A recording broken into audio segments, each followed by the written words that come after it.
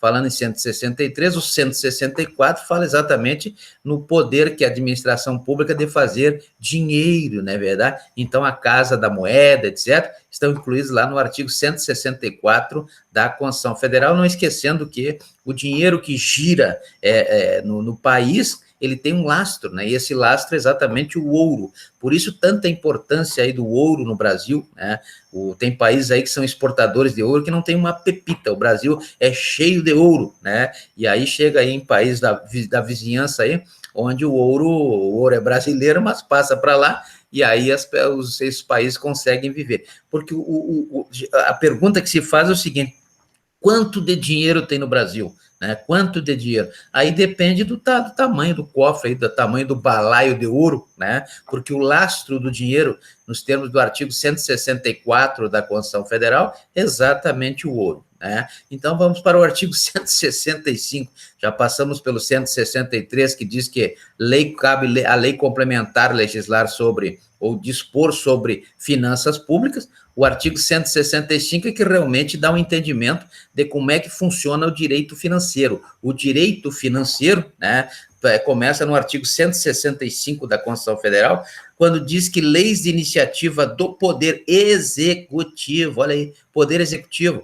artigo 76 da Constituição Federal, artigo 76 da Constituição Federal traz o Poder Executivo. Então, o Poder Executivo, as leis complementares, né, de iniciativa, logicamente, projeto de lei complementar, depois que ela é publicada dentro daquilo que prescreve o processo legislativo do artigo 59 da Constituição Federal, né? Então, veja que aí, leis de iniciativa do Poder Executivo, o importante aqui é o Poder Executivo, né? É o Poder Executivo lá do artigo 76 da Constituição Federal. Essas leis irão estabelecer, primeiro, o plano plurianual, né? Depois, a lei de diretrizes orçamentárias, e ainda as leis orçamentárias anuais, leis orçamentárias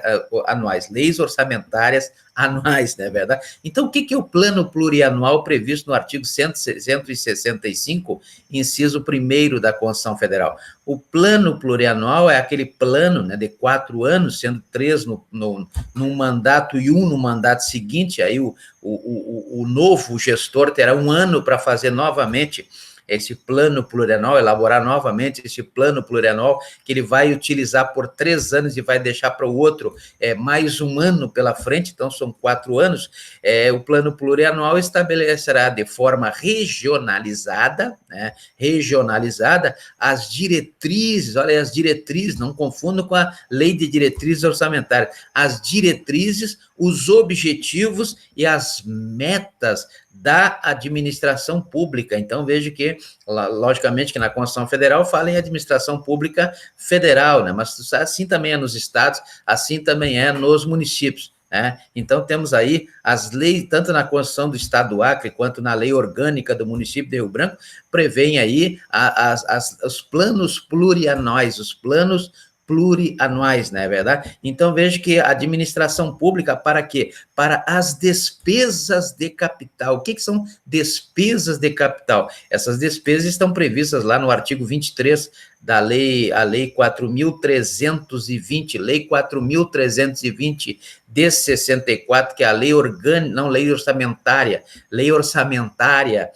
do Brasil, no artigo 23, traz que despesa de capital é toda aquela despesa prestada para a sociedade, então vai prestar para a sociedade educação, cultura, lazer, etc., todos aqueles direitos sociais, né? E também para a realização de investimentos. Então, quando a própria administração pública vai investir, teremos aí uma despesa de capital.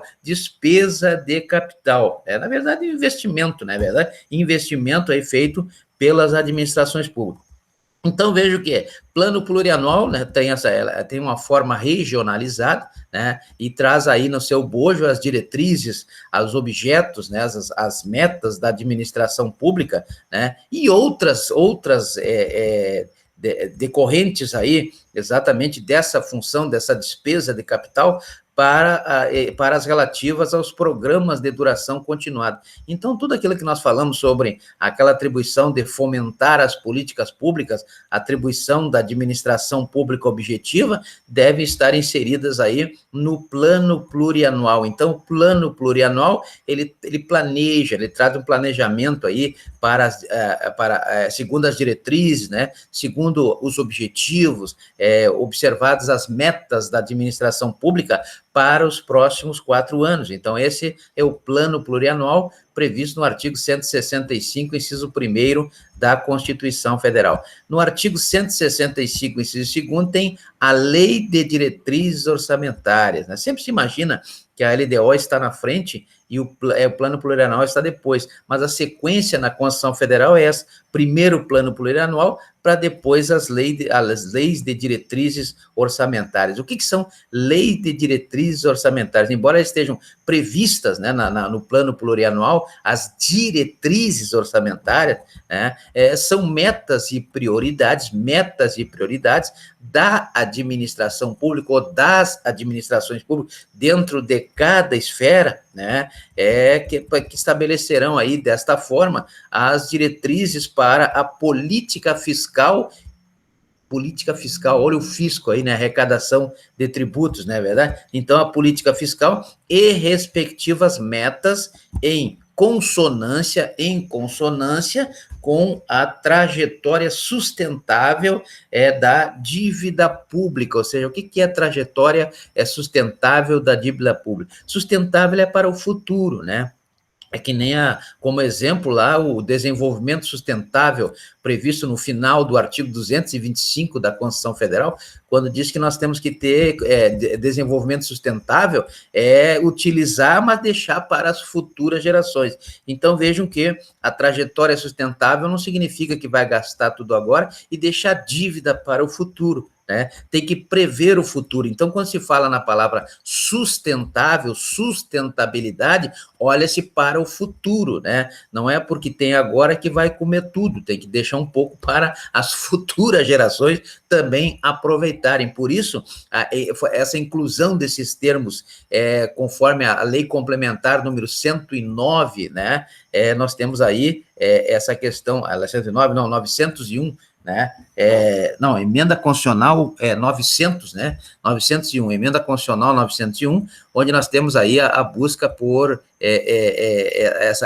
essa trajetória que seja bastante sustentável, ou seja, plenamente sustentável, para garantir aí o futuro também, né? O futuro nessas ações que serão executadas pelas administrações públicas com a finalidade de buscar o bem-estar, buscar satisfazer as necessidades da sociedade, não só para as de agora, como também para as futuras gerações. Também a Lei de Diretrizes Orçamentárias, ela orientará a elaboração, né? Elas orientarão, na verdade, é uma lei que orientará a elaboração de leis orçamentárias anuais, ou seja, porque as leis orçamentárias anuais, elas todo ano se fala, a lei orçamentária vai ser aprovada na Câmara dos Deputados, a lei orçamentária vai ser aprovada na Assembleia Legislativa, a lei orçamentária vai ser aprovada no Congresso Nacional. Só que não é lei orçamentária, são leis orçamentárias. Leis orçamentárias, são 3 leis orçamentárias, né?